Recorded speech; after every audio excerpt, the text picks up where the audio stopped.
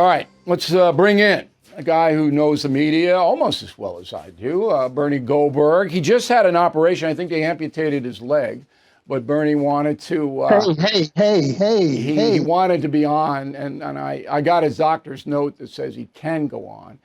He, of course, is the purveyor of BernardGoldberg.com, which I have been following because you got some very lively stuff on that website, BernardGoldberg.com. So we're pleased to have you. So am I crazy that to go after NBC News for what they do? No, you're not crazy at all about it. You may be crazy, but not for that reason. Okay. What's most interesting about that, from my point of view, is not simply that Joy Reid thinks everybody's a racist, or Joe Scarborough pontificates as if he's a scholar, and they call everybody a Nazi who's not a progressive. What's most troubling, Bill, is that they're allowed to do that. Is that people who wear suits and ties and have titles of chief executive officer and titles like that, and have public companies that Wall Street keeps an eye on, they don't care. They don't care. Because if they cared, they'd say something. They'd not only take them off the morning of after the shooting or yesterday morning, they'd do something longer term about that and simply say, you're allowed to have a progressive view, you're allowed to not like Donald Trump, but you're not allowed to cross the line because words matter. That's right. You're not allowed to call him a racist or a Nazi or any of this unless you're making a historical point. But it's worse than them allowing it. They recruit it. Comcast NBC recruits these people and pays them well to spout this hate. Now, people come back to me when I say this and go, what about Fox News? And I'm going, if you look at the rundown of Fox News, you don't have many people using ad hominem attacks over there. There are a few. Gutfeld goes up to the line, but Gutfeld says he's a satirist. It's a comedy thing. It's like Colbert.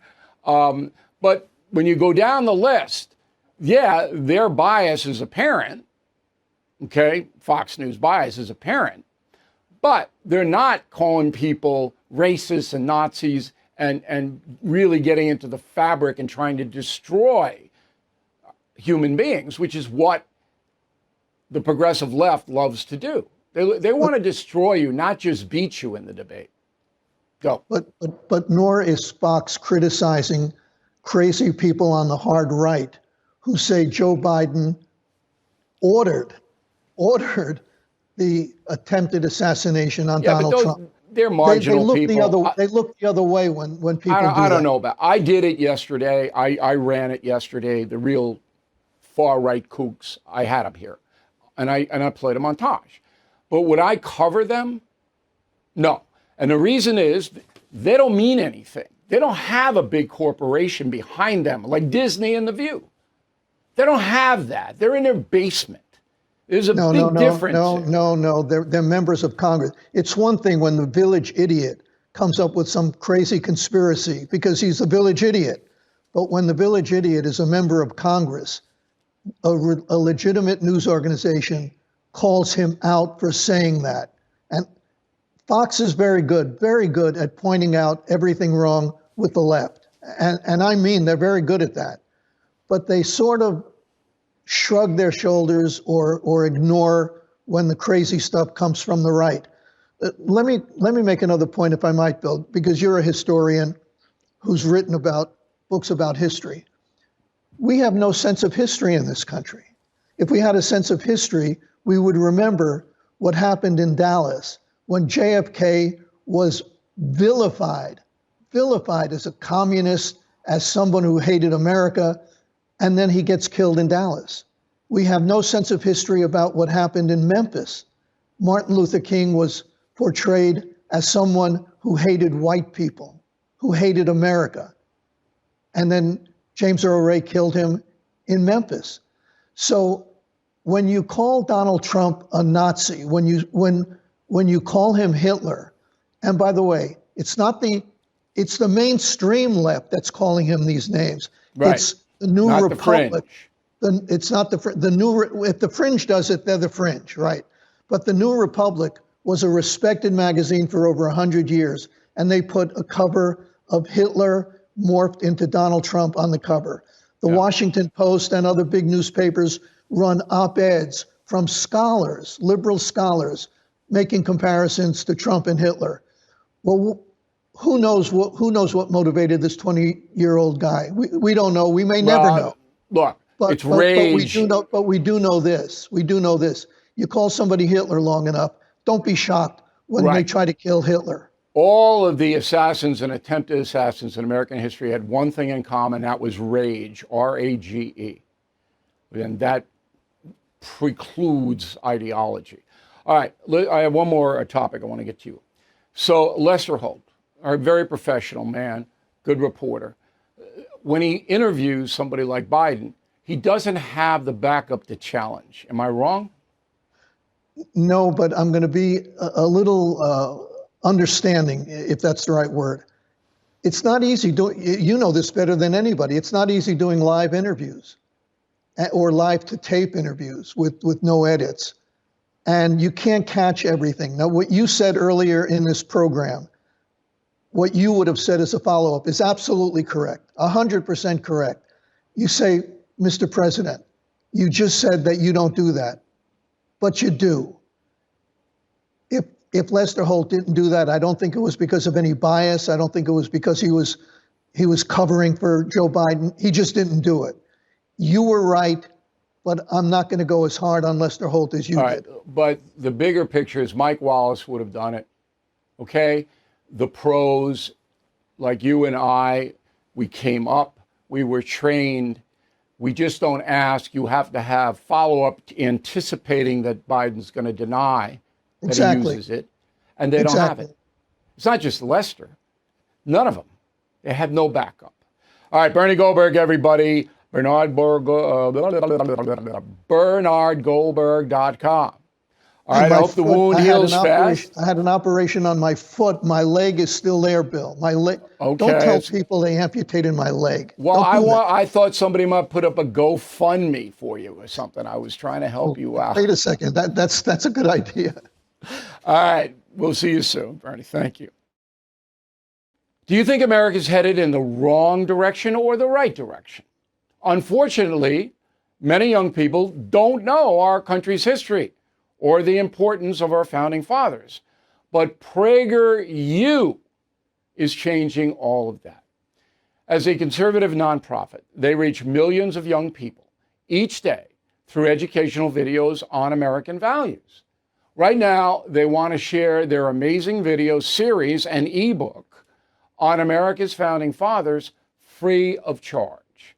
So please sign up for the Founding Fathers 101 series at PragerU.com/Founding Fathers. Each day for the next 7 days, they will email you a 5-minute video on America's founding fathers, plus a free ebook. That's a great time right now to brush up on your founding fathers' knowledge so you can share it with those in your life. Please visit PragerU.com/Founding Fathers. Sign up for their free Founding Fathers 101 series today. I highly recommend it. So we asked our pal Monica Crowley, who is at the convention, to be our eyes and ears, and she joins us now from the floor someplace, right? Where are you? You're in a brewery in Milwaukee, or where are you? No. Hi from Milwaukee, not a brewery, but Media Row. Media Row, okay. It was very nice of you, because I know you're in great demand. Everybody wants your attention. Thanks for talking to us. Right off the bat, what has struck you? What is number one in Monica Crowley's mind about the convention so far?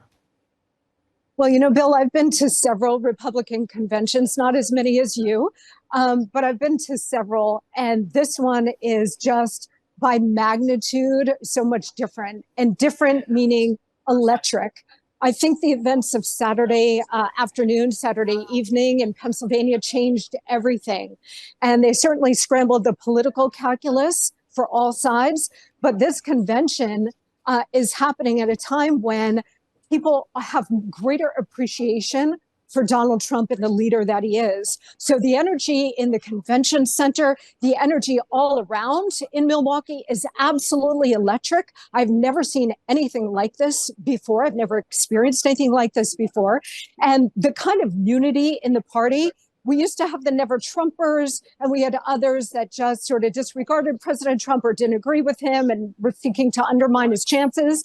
All of that is now gone. And this party is completely unified behind this president. And there's a real sense of, and you and I have talked about this before, there is a real sense of absolute love for this man.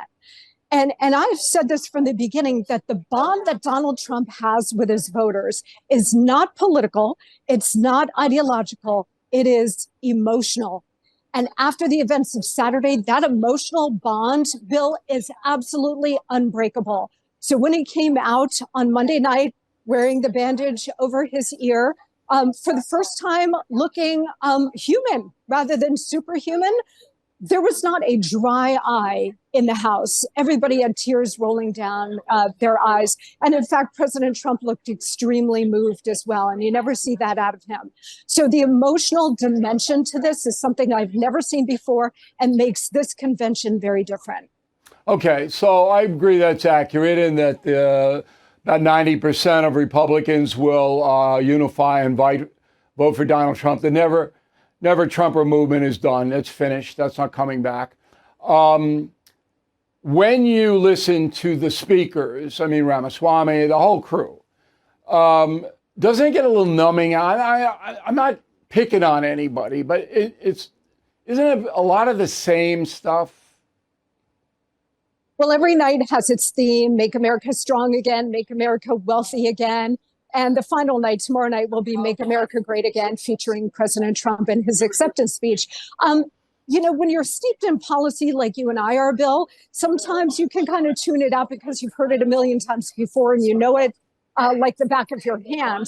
But I think, again, this year is different because of the America First movement, which President Trump really started back in 2015. So a lot of people are looking not just to the vice presidential nominee, J.D. Vance, to be carrying the flag forward, because President Trump can only serve one term.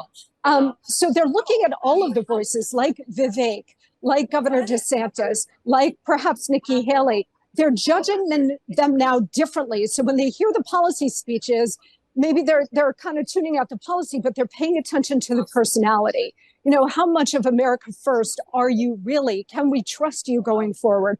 Are you going to be a viable candidate going forward for MAGA? Because this whole party is now something totally different. This is no longer the establishment GOP. I don't think most of the Republican Party are MAGA. I think it's probably 50-50. I disagree with you. I got to stop you there, Bill. I love you, but I got to stop you. I don't think that's true. I think this is Donald Trump's party. This is an America First party. I think the GOP establishment still exists, but it's on its last legs. And I think the vast majority, I would say if I had to put a number on it, 75, 80% of the Republican Party is now America First. Let me challenge. I think you're wrong, because 50% of the Republican Party supports Donald Trump's 90% of the Republican Party supports Donald Trump's policies. But there is a significant minority, non-MAGA people, that when Mr. Trump makes a rhetorical mistake, they don't like it. Well, they might disagree with it, or they might be offended by it or something, but in the end, I think there is a vast recognition that this party is now MAGA. This is America First. I can tell you, because, and you have your ear to the ground too with the Republican base, there is no way they're ever going back to an establishment candidate. No more John McCain's, no more Jeb Bush's, no more George W. Bush's, no more Mitt Romney's. You know, when you take the person off the farm and show them the big city, they're not going back to the farm. Yeah, I would agree that there's a populist movement within the Republican Party, because some of the other Republicans in the past have really not accomplished what the cultural aspect of the MAGA movement is. They don't want woke. They don't want all this stuff. And those people like Romney, they avoided that. Okay. I'm very curious about Idaho. You have been, what a summer for you. I was trying to buy Monica dinner. I've been trying to buy Monica dinner for 3 months because she's been so generous to us. And I can't because she's always flitting around with the swells. So you go to Sun Valley, Idaho with a wealthy people. I'm talking about establishment. You're right in the middle of all those pinheads, okay? Tell the audience who's never going to get invited to that. I'll never get invited to it. What goes on there at this conference in Idaho? So you're referring to the Allen and Company conference, which is an annual conference in Sun Valley, Idaho. Allen and Company is a small boutique investment firm that handles a lot of big deals, mostly legacy media deals, but now they're into big tech as well. I do not get invited. My significant other gets invited, so I go with him. But it is incredible because the guest list is not to be believed. It's all the world's most villainous globalists, Bill. It's Bill Gates, it's Mark Zuckerberg, it's Tim Cook of Apple, it's the head of Disney, Bob Iger. And the guest list has been published, but the rest of the meetings are off the record, so I can't tell you exactly what is said, but I can tell you that a lot of deals go down there between legacy media and big tech and the rest. The business deals, right? Money. Business deals. Money. It's like business Davos. Deals, yes. Okay. Yes, although I will say that last year I saw Bill Gates and Mark Zuckerberg having lunch together by the duck pond, and I thought maybe they were plotting to take over the world. I think. That's just my speculation. I have to ask you these questions because if I were there, I'd be yelling at all these people, and they'd have to get bouncers to throw me out of Idaho. So you're there, and there's these wealthy people, and they're all making deals, and this is what they like to do, and I got this kind of a yacht, I got this jet, and blah, blah, blah, blah, blah, blah, blah, blah. Okay, but that's the establishment. Those are the people that the MAGA people don't like, right? Right. Yes, that including me. You don't like them? Don't say that. You will get it. I know Monica's other. He won't get invited again if you say that. No, look, I mean, they're all very nice in person. It's their agendas that I disagree with. Sure. And frankly, when I'm there, Bill, I find it fascinating because somebody like Bill Gates or Steve Jobs, when he used to come, Sam Altman, the head of OpenAI, talking about artificial intelligence, it is fascinating to me to listen to them and watch how their brains work, because it is a completely different way than your brain works or my brain works. These tech guys are a different species. And it's fascinating for me, coming from a different political point of view, different life experience, to listen to what they have to say. Because it's always good to hear the other side, but also to hear about what they're working on for the future. It's a learning experience. Yes. One more question. You say it's off the record. Say you wrote an article about this. Because Monica's honest. I want to tell my audience. I've known Monica forever. It's not going to give you any BS. She's going to tell you what it is and what she thinks it is. True. So say you wrote, say, look, this is what happened. This is what I heard. You would be a pariah, right? You would be like, forget it. Okay. Correct. So they want to be secret. In addition to pinheads, these people want to be secret pinheads. They want to be furtive pinheads, right? At least at that conference, they do. Yes, Bill. Okay. I got that number, Monica. But thank you very much because, Idaho's a beautiful state, Sun Valley, great place. But I'll never be there.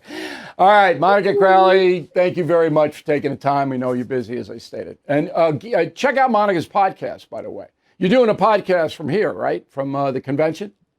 I am, yes. It's the Monica Crowley podcast. I'm also now posting on Rumble. So you can find my show at the Monica Crowley podcast on Rumble. It's streamed there. So please go check it out. And thank you, Bill. Okay, Monica. See you soon. Have you ever been buried in debt, piles of overdue bills, threatening phone calls, and it just won't stop? Done with Debt is your way out. They have developed aggressive new strategies to end your debt permanently. Done with Debt tirelessly negotiates with your creditors to lower or even forgive what you owe. And they do it all without bankruptcy or new loans. Done with Debt has unique strategies to get you out of debt faster. But you need to hurry because some debt solutions are time sensitive. Visit donewithdebt.com and talk with one of their debt relief strategists for free. You have nothing to lose except your debt.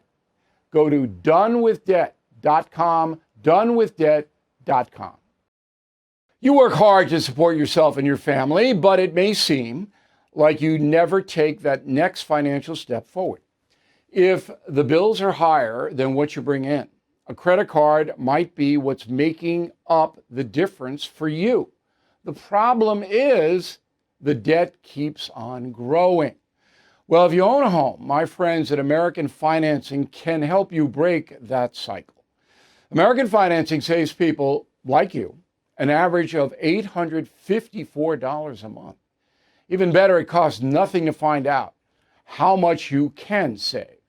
And if you call American Financing today, you might be able to delay 2 mortgage payments.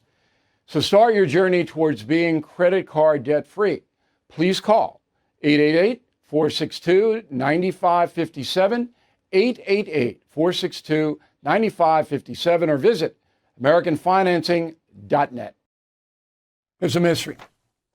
So on October 14th, 1912, Teddy Roosevelt was giving a speech. He was running on a third party for the presidency. And he was in Milwaukee, Wisconsin, ironically. And a guy named John Schrank, 36 years old, came in and shot him in the chest. Okay? Roosevelt's life was saved because he had a speech in his jacket along with a eyeglass case. But bullet penetrated, but didn't penetrate enough to do him grave harm. And Teddy continued the speech saying, you're not going to kill a bull moose that easy. All right, I have that in Confronting the Presidents. And it's just ironic that this stuff, and it's always going to be with us. We're never going to stop it. But the Secret Service is the last line of defense, which is why you have to revamp that whole agency. Now, Donald Trump is the second most vilified president in our history. Abraham Lincoln was first, and we all know what happened to Abe. Okay? Killing Lincoln, my first killing book, 3 million copies sold and counting. We go over the assassination of President Lincoln, the first president to be assassinated. Lincoln, because of the Civil War, was under unbelievable duress constantly. The second most vilified president in this country is Donald Trump. For 9 years, that man has been attacked every single day of his life. He gets no credit from the media about the things that he did well in office. He's just attacked, attacked, attacked. His family's attacked. Every fiber of his being is attacked. Second. Third is Andrew Jackson, and again, we'll talk about that in Confronting the Presidents. But Trump reacted to those attacks. Sometimes he went over the top, but that's the truth. Second most vilified president. All right, this week in history, July 14th, 2016. You might remember there was a big terror attack in Nice, France. All right, 86 people killed, 10 children, 450 injured. Some jihadists drove a 19-ton cargo truck into a crowd on Bastille Day. Well, I was doing the O'Reilly Factor on Fox at the time, and we had both presidential candidates, Hillary Clinton and Donald Trump, call into the program. Roll the tape. All right, we are very pleased to have former Secretary of State Hillary Clinton on the phone with us now. So, Madam Secretary, it is the consensus of the experts here on the panel at the Factor that critical mass has been reached, and now concrete things have to be taken in a world war situation, mobilization of NATO, Congress declaring war. Would you oppose any of that? Well, Bill, first of all, I think it's important to stress that our alliance with France is so strong, and it is terrible that France has faced too much tragedy and violence, and we need to stand strongly with them because events like this remind us how vital it is in every way not to abandon them. Joining us now on the phone from his Manhattan headquarters is Mr. Trump. So let's take the terrorist act And everybody now believes that's true because the French authorities have turned over the investigation to their anti-terror unit.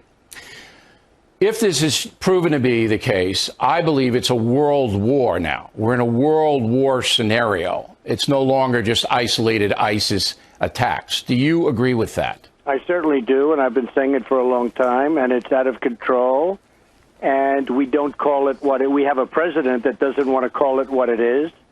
And, you know, you look at World Trade Center, you look at San Bernardino, you look at Paris, 130 people killed and so many injured in Paris from that attack. So I just want to remind you, about our reach here, that we've been involved in all historical events for almost 30 years. Thank you for watching the No Spin News. To watch the full episode anytime on BillO'Reilly.com, please sign up to become a premium or concierge member. Visit BillO'Reilly.com to sign up and start watching today.